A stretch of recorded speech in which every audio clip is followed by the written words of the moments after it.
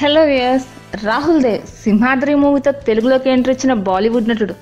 మోడలింగ్తో career start చేసిన Rahul 1997లో Bollywood movie దస్తో సినిమాల్లోకి entry ఇచ్చాడు.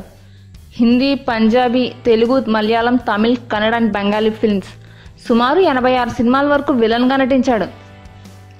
రాహుల్ 2013లో దేవంకేదేవ్ మహాదేవ్ సీరియల్లో యాక్ట్ చేయగా ఇదే సీరియల్ తెలుగులో హరహర మహాదేవ్ సీరియల్గా టెలికాస్ట్ అయి సూపర్ హిట్ అయింది. ఇప్పుడు ఇష్క్బా సీరియల్లో కంటిన్యూషన్గా వస్తున్న దిల్ బోలే ఉబరాయ్ సీరియల్లో విలన్ క్యారెక్టర్ చేస్తున్నాడు. రాహుల్ 1998లో రీనాను వివాహం చేసుకున్నాడు. 2009లో క్యాన్సర్తో పోరాడిన రీనా మరణించారు. వీరికి 11 సంవత్సరాల కొడుకు ఉన్నాడు.